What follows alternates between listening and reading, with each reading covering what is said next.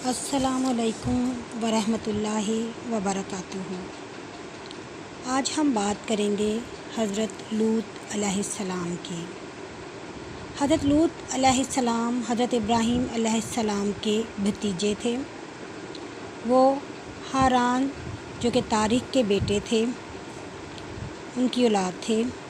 قرآن پاک میں 27 بار 14 صورتوں میں متفرق جگہ پر ذکر آیا ہے۔ حضرت لوط علیہ السلام کے والد بچپن میں وفات پا چکے تھے، تو اپنے چچا آزر کے گھر انہوں نے پرورش پائی۔ حضرت ابراہیم علیہ السلام پر وہ اسلام لے آئے۔ جب حضرت ابراہیم علیہ السلام کو آگ میں ڈالا جانا تھا تو آپ ان کے ساتھ موجود تھے۔ پھر حضرت ابراہیم علیہ السلام نے اپنے بھتیجے کو بحر مردار کے پاس ایک بستی صدون میں اسلامی تبلیغ کے لیے بھیجا۔ یہ بستی بہت گنہگار لوگوں کی تھی۔ وہ عورتوں کو چھوڑ کر مردوں سے لذت حاصل کرتے تھے۔ وہ سب سے زیادہ فاسق اور فاجر قوم تھے۔ وہ شہوت رانی کے لیے عورتوں کی بجائے مردوں کو استعمال کرتے تھے۔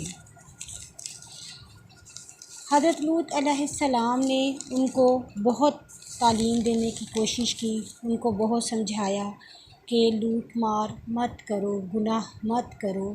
جب اللہ تعالیٰ نے تمہارے لیے ہم جنس عورتیں بنائی ہیں تو تم یہ گناہ مت کرو، لیکن وہ اس بات کو نہیں مانتے تھے اور کہتے تھے کہ اگر تم بہت پاک باز ہو تو تم اپنے گھر میں رہو۔ بخاری اور مسلم کی روایات کے مطابق اللہ تعالیٰ نے حضرت لوط علیہ السلام پر بڑی رحمتیں نازل کی اور وہ اللہ کی پناہ میں آ گئے تھے۔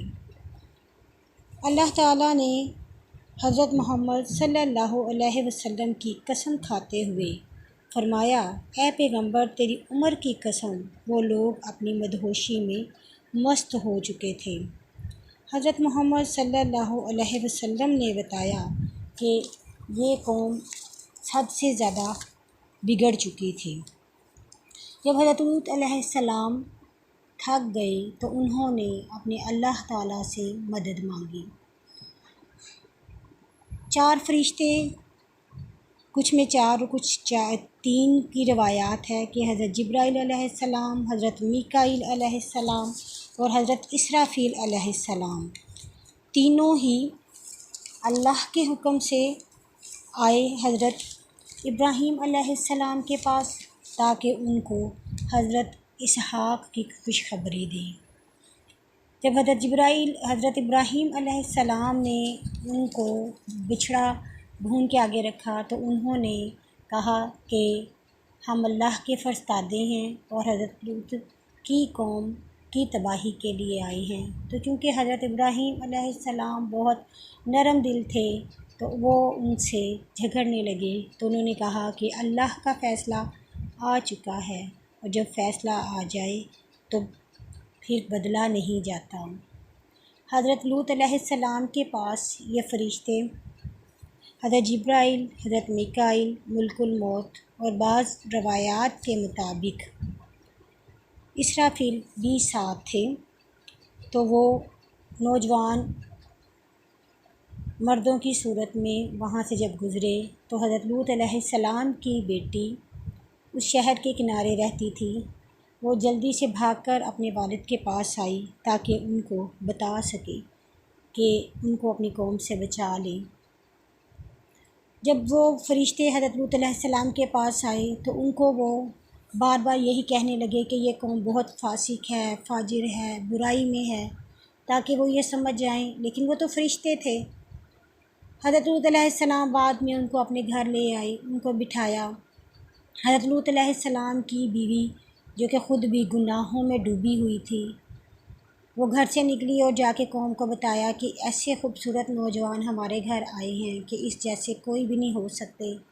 تو وہ سارے مل کر حضرت لوط علیہ السلام کے گھر کے دروازے پر آ گئے تو حضرت لوط علیہ السلام نے کہا کہ میری قوم کی بیٹیاں موجود ہیں، تم ان سے اپنی غرض پوری کر لو، مطلب ان سے نکاح کر لو، لیکن میرے مہمانوں کو چھوڑ دو۔